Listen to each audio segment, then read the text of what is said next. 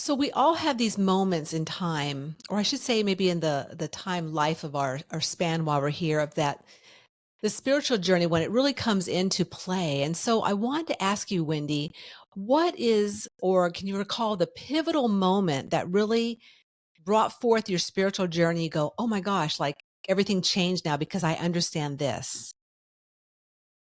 Well, Teresa, that happened pretty much in my first session with my therapist in January of 2015. I walked into therapy. I hadn't talked with anybody about my feelings, about myself, and who I am for 45 years, four and a half Whoa. decades. I sat there, it was an intake session. I had done a lot of research on her. I felt we would be a good fit, and God, she was great. I poured my heart out, felt wonderful. And what I came to realize, because she was the type of therapist who got into things with me, questioning and challenging my thoughts, my beliefs. That's when I realized, ah, life is all about change. It's also about possibilities, and it's our beliefs that block us from ever achieving those possibilities or even knowing that they're there. Our beliefs can mask those possibilities from us. And I had been repressing myself for four and a half decades. Ooh, that's a long time, Wendy, but, I totally understand, and also that's the midlife time, so not only, did you wanna come into who you really are, but also that those midlife time and the changes. Did Right. you notice that was also part of what you were going through at that time? Yes. And I had, I was done with my tech career. And now what's my next act going to be? I tried some things, they didn't work out. And Teresa, I had been repressing myself for so long, and I was just tired, just exhausted. And suicidal ideation was no stranger, and I was in a very dark place. So when I realized that I was born transgender, that's how we're born, that's how this happens. And I just knew that I had to do something about it. And I had found out that in 2012, my diagnosis had changed from a condition that I'm born with, recognized by the Medical Association for the first time in 1970, when I last tried to do something about this. It was a psychological condition with no treatment, no cure, and I was called a freak by a doctor Mm. in front of a group of doctors. So that first therapy session, I realized how deep this really is. It's not something that you do as a choice. It's something that I needed to do to survive, to actually be in alignment with my very being. And I had a few amazing first experiences in therapy. My first 3 visits were incredible. And I just knew that there was more to this than just putting on a dress and being a woman. No. Right, that's even for me too, right? For sure, Wendy. I mean, for all of us. I had to deconstruct uh, over 6 decades worth of socialization as a male, undo all of that. I absolutely learned a lot about shifting my thought patterns and diving really deep into the whole mental aspects of, well, I believe that I can't do this. Why do I believe that? What thoughts do I have? And the emotions that are associated with those thoughts are pretty powerful. My therapist got me right away into my old hippie days of meditation. She Mhm. wanted me to start journaling, and I'd never been big on it, but I did it. I set up a Word document and I just typed. I didn't worry about punctuation, spelling, any of that stuff. I just put all my thoughts in there and my feelings, especially my feelings. How was I feeling? What did I feel about this? How did I feel about going forward with any of what I'm about to do and what I'm basically doing a profound life change. Real profound. Yeah. um, it's it was really an experience of dealing with. I would go back after about 4 or 5 days and read everything that I wrote. I came to the realization I don't want to feel that way anymore. I don't want those thoughts. So that's when I started learning how to rewrite my thoughts, how to block that little inner voice in your mind that's always telling you all these things, most of which are not very helpful at all. So once I started learning how to shift my thoughts, change my emotions, I'm going, wow, this is a lot better. What a much more wonderful way to live. The other thing that I came to a really profound understanding of is I had always been fixated on a routine, having a routine for my daily life. And there were various aspects of my corporate career in tech that drove me crazy because that's all about change. Technology is changing constantly. And I was working for a technology company that did a lot of manufacturing and everything. They were constantly reorganizing, constantly changing, and it drove me crazy.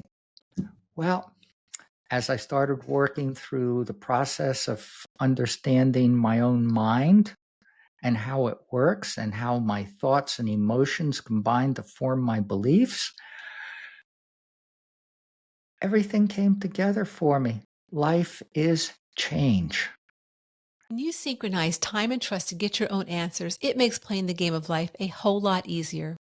Part of the game here is unfolding your inner wisdom, those intuitive gifts that support you every single day. Yes, every day you receive hundreds of hunches, insights, and impressions from spirit. And being able to tune into those messages when they show up can be, well, a game changer. The ways they show up are your ability to just know things, see with your inner vision, hear that small, still voice within, and feel from your gut instincts.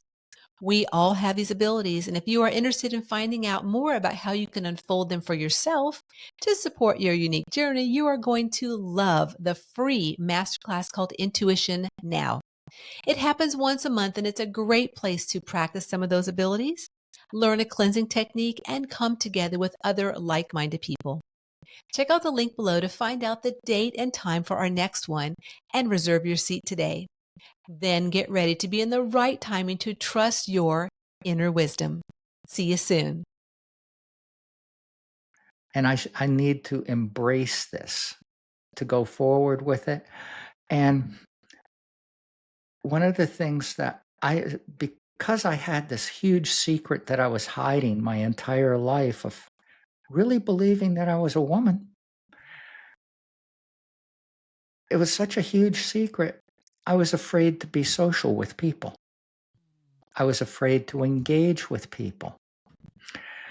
My ex wife said to me, wow, after 5 years of living on your own as Wendy, you're a social butterfly now.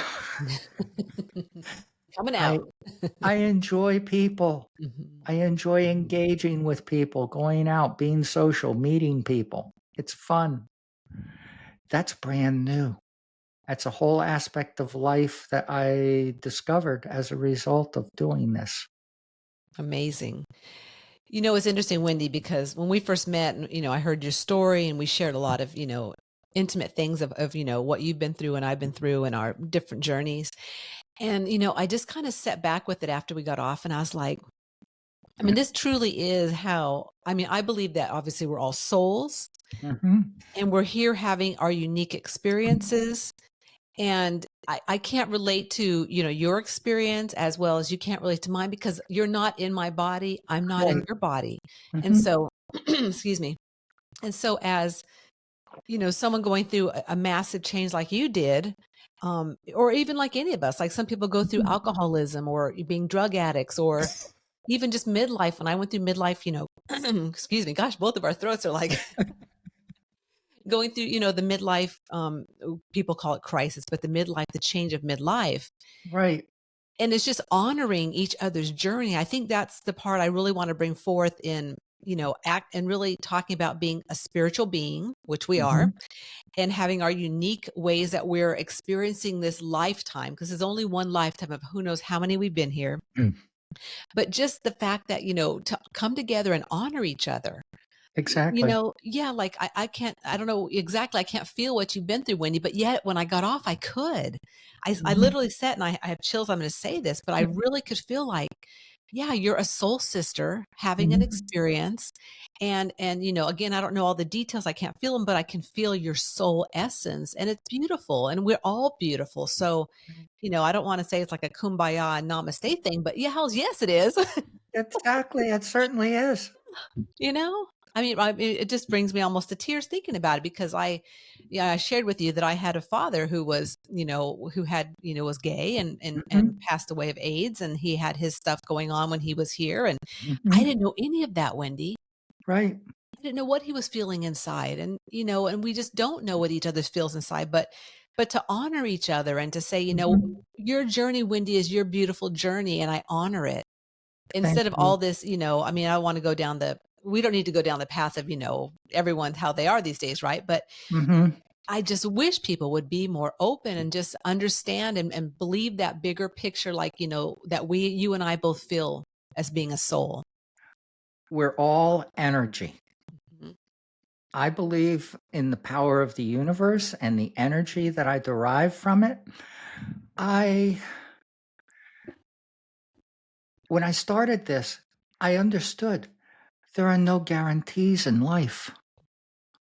That's an illusion. So don't worry about it. Do what I need to do. I don't know if I'll enjoy living as a woman. And in fact, I don't care. I will find out when I get there.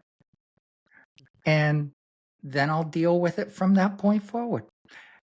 That's that's the reality I had to step into this with.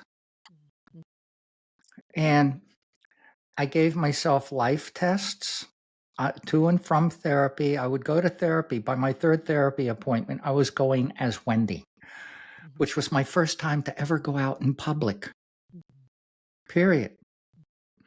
I hadn't cross-dressed or done anything with feminine clothing, appearance, makeup, or anything in almost 4 decades. wow. Mhm, I couldn't do it because it hurt too much to undo it, mm, to take everything off. It reminded me of what I couldn't be and how I felt. And I felt this way from childhood. I told my parents at 10.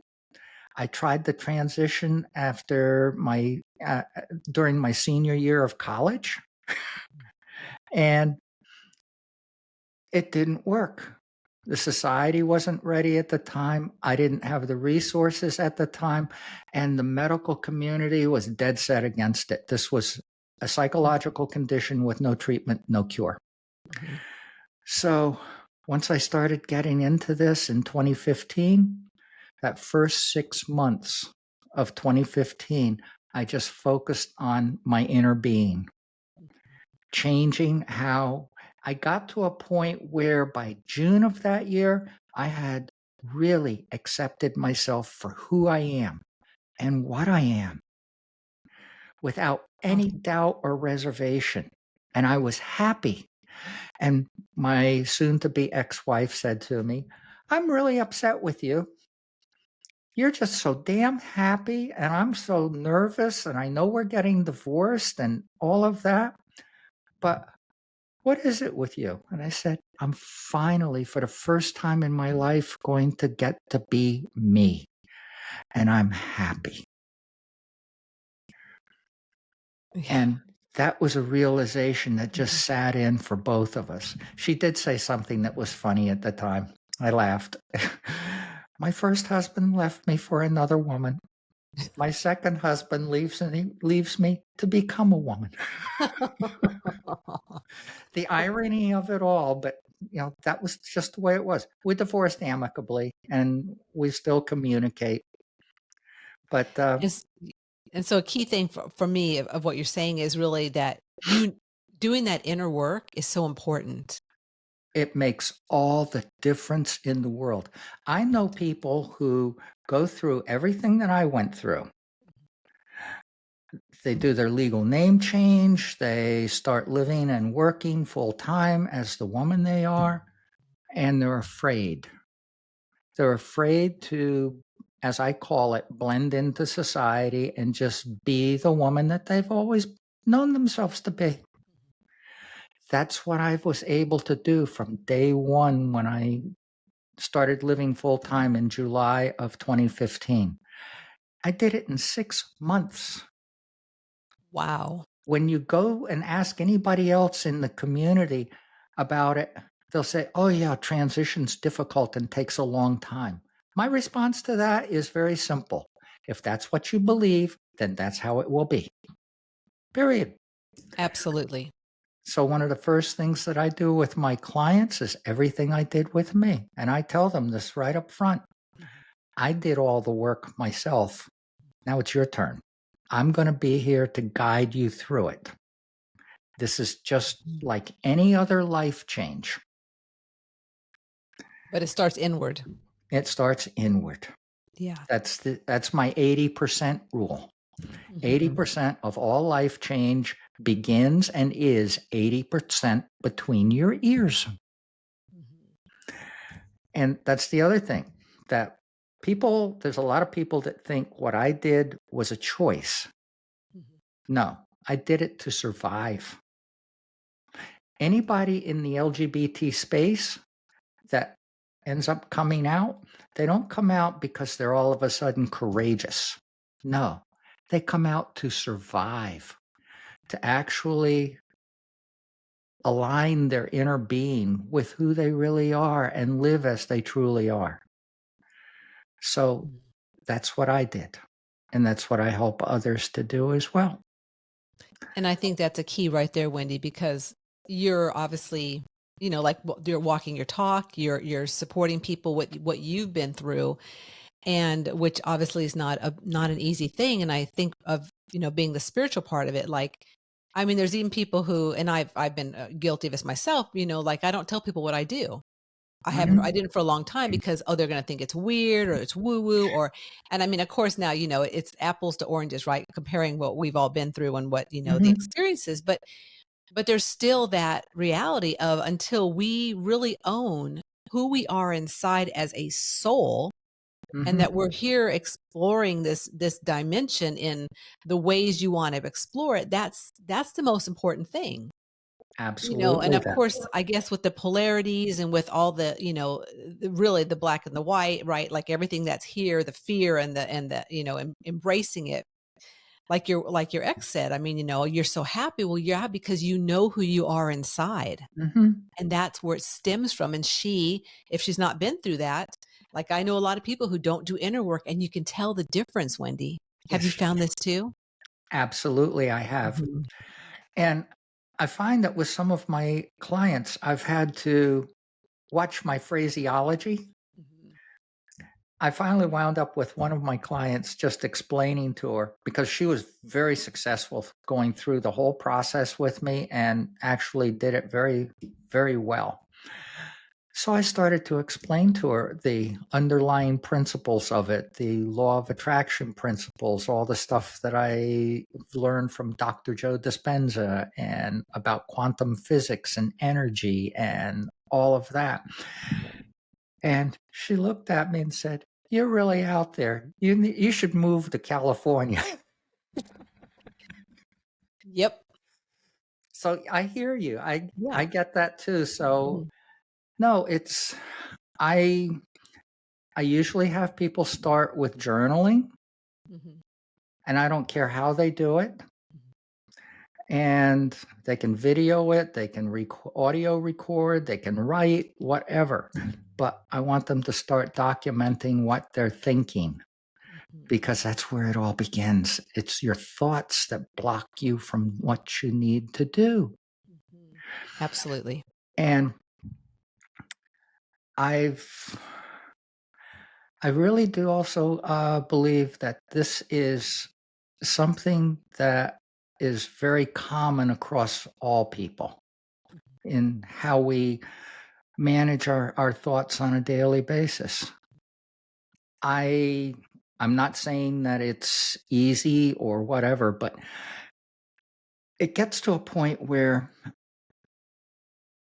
when I'm done coaching somebody and when I finally did all the work to do with myself, Mhm. Teresa, it's a life skill. Mhm. I have used it through everything throughout the rest of my life. It doesn't matter what it is. Mhm. I have made some very significant life changes. I was during the pandemic, I moved back into the house, which I still jointly owned with my ex. Mhm. I set up an apartment for myself and I lived there for 2.5 years. She and I agreed that it came time. We tried to sell the house in 2015, but the market was so bad, we couldn't do it. Yeah. We were practically giving it away. So we took it off the market and everything worked out. And so in 2023, the first 6 months of 2023, I just focused on emptying the house and selling it. During that process, my ex was asking me, "Where are you going to live?" And I said, "I don't know. I don't care. Mhm. I'll figure it out when I get there." That's one of the things I learned. I think my second or third therapy session with Stephanie, my therapist, I said to her, "I don't know how to do this." And that's what she said to me. "You'll figure it out when you get there." Mhm. So I started applying that. It works. Mhm. We sold the house. I moved into a hotel in New Hope, Pennsylvania, where I had lived for 5 years, and I decided I was going to start there. And then I'll figure out where I'm going to go. I didn't have a destination. I didn't have a place to live.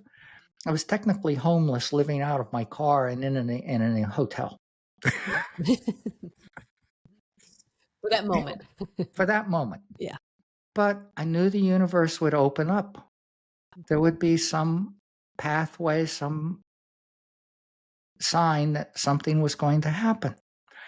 So I get an email from Jessica Rhodes. "Wendy, if you're considering moving to New England and if you're considering Rhode Island, reach out to Jess Powers. She's one of the top realtors." Just one email. And it was 2 weeks. I was living in a hotel for 2 weeks, no other place to go or live. I connected with the realtor. Everything, we had a Zoom conversation. And after that conversation, I had totally come out to her as well by the end of our conversation because I figured if you do background checks or anything like that, you're going to figure this out. Mhm.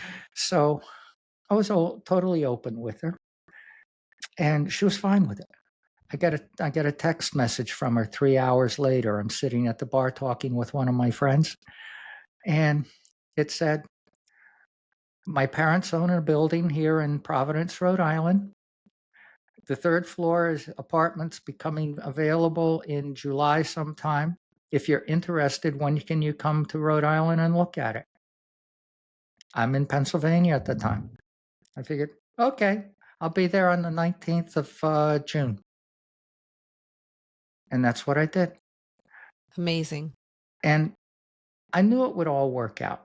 Yeah. Everything's been good.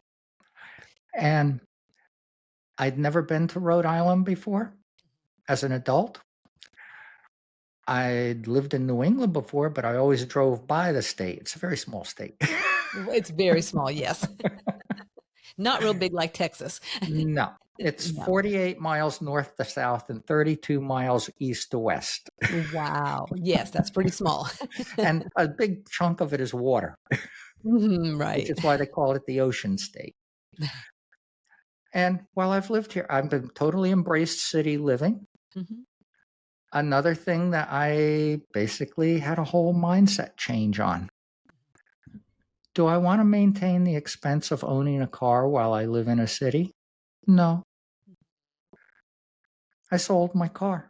First time in my life since college that I've been without car keys and a car to go out Wow. immediately and drive in. Wow. But it's been good.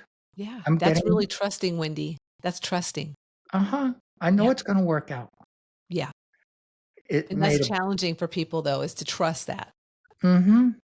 It saved a lot of money in my budget because Mhm. automobile insurance in New England is generally higher than it was where I was living in Pennsylvania, surprisingly. And it just made a big very helpful because my insurance more than doubled when I moved Wow. here.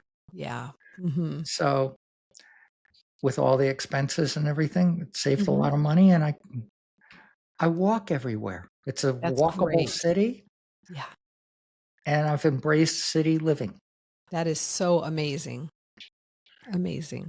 But in June of 2023, I had no idea where I was going to live. By July, I had a place lined up and was just waiting to move in. Love the way the universe works, right? Absolutely, and it's Just worked like that for me so many times.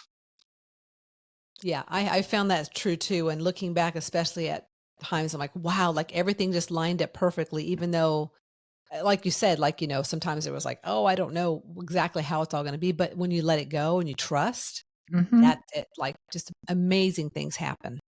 right, Yeah. and this is a life skill, and Mm. there are days I wake up and I think, "Oh god, this is gonna go wrong and that's gonna go wrong," and I start working on shifting those thoughts, my morning meditations, and my inner work, and it all starts. The other thing that really helps me, music, Oh, love it. all kinds of music. Mhm. I love music too. It puts me in a really good frame of mind, Mhm. but, oh, it's really a much better, easier way to live. It's much kinder on yourself, and before, I didn't care about myself at all. I had almost 0 self-acceptance, and with this, I now totally and completely accept myself for who I am. I finally have that feeling of self-love.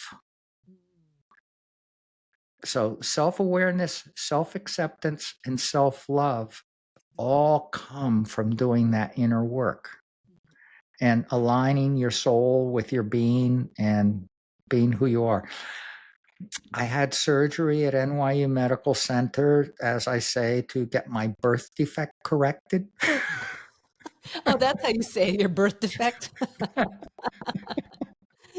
See, when I was born, the doctor checked out my physical anatomy and said, "It's a boy." Well, gender is between the ears, Mm. not the legs. That's just the physical anatomy associated with the given sex. But that's not how my brain developed. That's not who I was. As you mentioned too with your dad, sexual orientation is also in the brain. It both sexual orientation and gender identity begin development during the second trimester when the body starts to differentiate between the two sexes. The brain also Wow. goes through that same process. Mhm. There are chemicals and everything else involved with it, as well as chromosomes and all of that fun stuff. But the bottom line is it's a sense that gets programmed in your brain as to who you are and how you feel, whether you're attracted to a certain type of person or not, and how you identify. Interesting. and it's not a choice. And Mhm. it's something that we know from childhood, but because the doctor told the parents it's a boy, I was socialized as such. Mhm. And now, by age 10, when I told my parents, oh my God, that was terrifying because it flew in the face of all that socialization and all the stuff that it was expected of me that I didn't really like to begin with. Mhm. So I basically waited until my 60s to do this. And that Wow, was that's a long because, time. yeah, that was Mhm. because this was totally unaccepted by anything by anyone in the medical community. Mhm. As of 2012, it became something that was treatable Mhm. with hormone replacement therapy, psychological therapy, and any necessary surgeries. By 2013, it was covered by insurance as a medical condition. And nowadays, there are doctors in every university hospital that do the surgeries. Wow. So Big shifts. big shifts, major shifts. And when I saw that in late 2014, that was it. I was all in. Mhm. You just knew it. Just knew it, just had Yep. to do it. And I, Mhm. I knew that my whole life would get upended. That's a Mhm. given. Mhm. We also all go through forms of loss. Mhm. That's all part of it. Mhm. But with every loss, there's also gain. I one of my gay friends always says to me, "Well, those that reject us, including family that reject us, we just replace and we build our new families," which Yes, I thought was a attract. really nice way to look at it. Yeah, I think that, like, you're saying no matter who they are, I mean, we all go through that. Hmm. That, like, when I went through divorce, like, both of my daughters no longer talk to me, and I haven't talked to one in over 7 years, so, Right. it's one of those things where people just wherever they're at, and I always say, I mean, there's obviously takes 2 to tango, but they're going through something and that they don't understand what I've gone through, and same with you and your life, and so I wanna ask you about your parents. Did were Sure. they are they already deceased, or are they still here, or They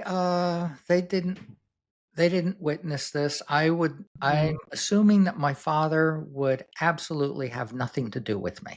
Okay, yeah. My ex believes that my mother would have been fine with it. Mhm. Yeah. In fact, as a young child, when I did come out to them, I expected or wanted my mother to help me with this. Mhm. But she was a typical 50s housewife. Yeah. My father ruled, Mhm. and whatever he said, it was father knows best and everything. Mhm. Mhm. And in fact, uh, when I tried to transition in my early 20s, one of the things my father screamed at me is, "You would hate being a woman. They're property." That's how he looked Of at his own course. wife. Yes, of course. Yeah, that Mhm. mentality, what comes to me too, Wendy, is like, as you're talking about this, is even the consciousness of that time frame. Like, they Right. just they can't relate to it, and it's No. understandable, right? I mean, they came through what they came through, and we're where we're at now, so it totally who knows where we'll be in, like, 20 to 50 years from now, and the consciousness level of what we're experiencing and what those around us are going through, it'll be all different. Some of the inner work that I did wound up dealing with regrets. Yeah. I dealt with that by my second therapy session. Went headlong into that. Can't go back and fix it. We don't own Mhm. that anymore. That's the past. Mhm. Right. I also started working on forgiveness. My parents threatened me with being committed to a psychiatric center and fixed, Mhm. which was not a good thing either in those days. Yeah. Yeah, no. So I I realize now they were doing the best they could with the information they had, Yep. and their whole thing was they were trying to protect me from society. Yeah. That was Yeah, it. but, like, you're right, though, Wendy. They were doing the best they could with what they knew, and absolutely. And still people are like that, right? So, I mean, Right. it's just yeah, it's just understanding where they're at. I totally get it. That's why I am working on a book. I wrote an article for parents of transgender, Mhm, and that got published. And I also am working on a book, which I'm hoping to get to my publisher by the end of the month. mhm. It's been through a major edit, and I'm going through dealing with the results of that right now. But people today still, it's this is not something that everyone deals with. One of the reasons that I started doing podcast interviews to begin with was I want to humanize being born transgender for the rest of society. Mhm. Right. This is something that how many people get an opportunity to talk with somebody like me or hear questions about answer questions about this or whatever. So I'm totally an open book with doing this. Oh, that's so wonderful, and I was gonna ask you earlier if you were writing a book because you clearly need to with all you've been through, and so, another thing too pops in mind, Wendy, is that because, like, Tom and I are doing our spiritual work, and it's going well, but not as well as I wished it would be. So I think that, and I kind of get the insights that a lot of us right now at these pivotal moments in time, what we're exposing to other people, and we're sharing. We're like trailblazers Yes, for the generations coming up whenever they're ready to be like embracing who they really are inside and the outside and who they are spiritually, and so, but really honoring the fact that we are trailblazers. I mean, and it at some point it will hit where what you've experienced and what you're sharing with the world and on podcasts, etc., is going to be like, yeah, Wendy came out and she did this, and oh my gosh, thank you, Wendy, for doing that. Thank you, Tom and Teresa. I mean, like it's all. So that's what I look at it like. I do feel like there's still a long way to open up, but yet I feel it's going to happen pretty quickly because everything is really energetically, it's going at a speed now that we've never experienced before because it's just where it's at, right? exactly. Mhm, There's a lot of people that are really into law of attraction, just mhm, getting attracted to that right now. mhm, And right. that's a huge part of or underlying part of what I do, and I'm sure what you do Mhm, as a result of it. yeah. It's really something that the other thing that this has done for me is it has made a dramatic impact on my physical health. Mm. Yes, I yes, yes. used to weigh 70 pounds more than I do now. Mhm, I had type 2 diabetic. I had blood work problems with cholesterol and all the mhm, triglycerides and all the other stuff going on. 3 years after I transitioned, after I had my surgery, my primary care physician looked at me and he said, "What do you attribute this to? I'm going through your medical records. I'm taking you off the diabetic medications. You don't need that anymore. You're no longer diabetic. I'm taking you off all the other meds. You have your blood work comes back clean and it's consistent. wow. What do you attribute this to?" I said to him, "Teresa," I said to him, "it's because I'm happy. It starts with being happy." 100%. That anxiety, the depression, the fear, the anger, the repressing, the holding the secret, all of that Mhm, just wreaks havoc on your body. yeah, And what I've learned from my research and everything is that the way our minds communicate with our bodies is through chemistry. The hypothalamus in the brain produces neuropeptides, which shoot out throughout your body. There are receptors everywhere for that. And other glands in your body produce chemicals and hormones and all of that.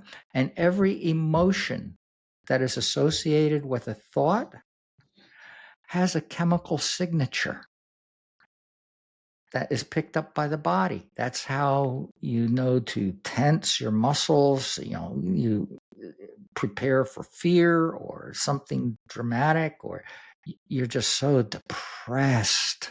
Mhm. That's all part of the chemical signature that's produced by those thoughts. Changing those thoughts changes the chemistry in your body. You build new neural pathways. Those new thoughts get stored, the old thoughts get deleted, and it just has a snowball effect of getting easier and easier and easier. I haven't spiraled down a rabbit hole over something happening in my life Mhm. in years. Well, that right there should be like, hello, the reason to do inner work, right? And I don't know about you, Wendy, but I mean, like when I'm out and about, and there's obviously so many people that are not healthy, right? But I can feel energetically they're not in good places either. So I concur exactly and believe 100% what you're saying is truth because, yeah, it's just, you got to start inward and it showcases outward. And then you, like you're saying, you attract the people that love you, the situations, it's just all a win-win-win when you really start with the inner side, the inside, your soul energy. When I go out, like tonight, I'm going out to a local bar. It's about 7 blocks from my apartment. Mhm. Really nice place. And every Saturday night, they have jazz combos come in. Fun. So it's nice. I sit at the bar, I talk to people, Mhm. I engage with all the customers, Mhm. and it just feels good Yeah. just to be there, be social. I've met some really nice people, Cool. That's awesome. That's super awesome. and I never used to do things like that. Right. Because now Never did. you are yourself now. You're more I am yourself now. myself, and I'm out and about. I'm not done living either. I'm sure you're not, Wendy. You don't look like it. You don't feel like it. I can feel your energy. You're full of life. So as we end this session together, this beautiful sharing, Wendy, I'd love for you to share with where do you see yourself like in 5, 10 years with where you're at now and what you want to bring to the world. Okay. I will definitely have the book I'm currently working on published. Mhm. I've also, since December of last year, I wrote 6 chapters of my main book, which it's not a story about my transition. It's a Mhm. story about my life and everything I've learned about it Mm. from having gone through this. And the other thing that I expect, I'm starting to do a podcast with another host, Mhm. and I'm going to co-host on that. I do expect at some point the universe is going to have something more out there for me. I'm meeting people. I have one person who is interested in doing a screenplay about my life.